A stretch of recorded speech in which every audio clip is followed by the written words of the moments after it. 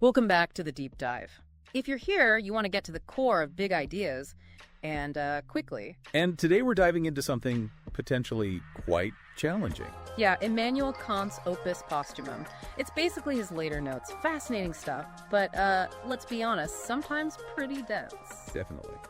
It shows him wrestling with some deep questions right near the end of his life. So, our mission today is to pull out the key bits about how we perceive reality, what objects are according to late Kant, without, getting totally bogged down. Especially that distinction he makes, the core Kantian idea, really, between how things appear to us and what they might be, well, in themselves. Right. And you flagged a quote from the text that seems central. Yeah, it sums it up nicely.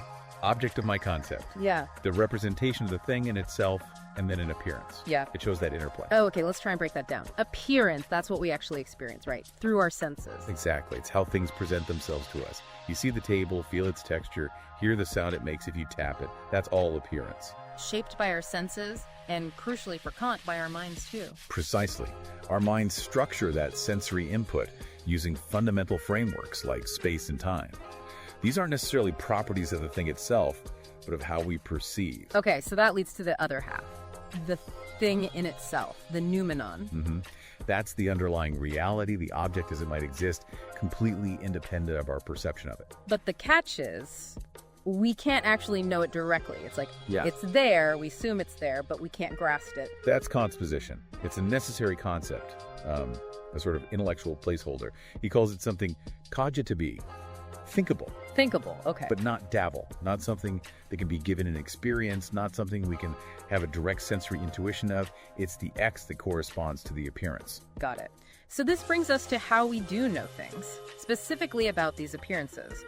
Kant talks about synthetic a priori knowledge. What's the idea there? Right, this is cornerstone. It means knowledge that adds something new, that's the synthetic part, but is known before or independent of specific experiences. That's the a priori. So knowledge that's kind of built in. In a way, yeah. Kant argues we can know certain things about objects a priori, but only concerning their appearance. As he puts it, only the object and appearance can be determinable synthetically a priori. Meaning, we know things about how appearances must be structured, like they have to exist in space? Exactly.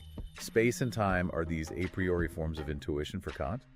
They structure how we experience, so we know certain things about that structure universally and necessarily before any particular sensation. But what about actual everyday experience? Seeing, touching, measuring things? Well, that's based on perception.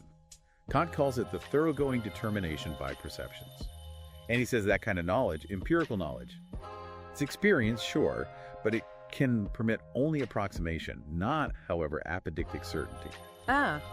So experience gives us useful info, probably pretty accurate most of the time, but it's never absolutely metaphysically certain because it's always filtered through our senses and mental structures. It's an approximation of the appearance, not the thing in itself. You've got it. It's always mediated. Which leads to another layer, this idea of pure intuition. Okay, what's that? It sounds less about the senses. It is.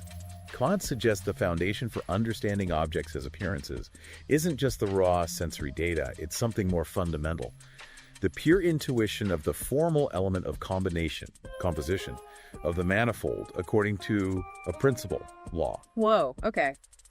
Say that again, maybe a bit simpler. Yeah, it's a mouthful. Think of it like this. Before you even process the specific colors or shapes, there's a fundamental mental act, the pure intuition, that structures how sensory data gets combined into a unified object concept according to certain rules or laws. So like the mind has a preset template for objectness that it applies. That's a good way to put it. He even calls this a thought entity, an ens rationis, that logically comes before the specific material qualities of the object as it appears. It's the formal structure itself. Interesting. He gives an example with light, doesn't he? Something about motion. Right. Just a brief note. That light be no discharging motion, ejaculatio, of a matter, but an undulating motion, undulatio. So moving from thinking of light as stuff being shot out, like particles. We're thinking of it as a wave motion. It's an example, perhaps, of how our scientific understanding evolves, moving beyond simple appearances towards a more conceptual grasp of the underlying principles, even within the realm of appearance. Okay, stepping back then, for everyone listening, how might this Kantian distinction, appearance versus thing in itself, actually, matter day to day? Does it change how we view, say, news reports, or even just our own observations? That's a great question. It really prompts us to think about the nature of knowledge. If what we directly experience is always, in a sense, co-constructed by our own minds, then the objective facts we think we're getting are always appearances, mediated through our cognitive framework. Potentially, yes. Yeah. It makes you question the relationship between direct experience and conceptual understanding.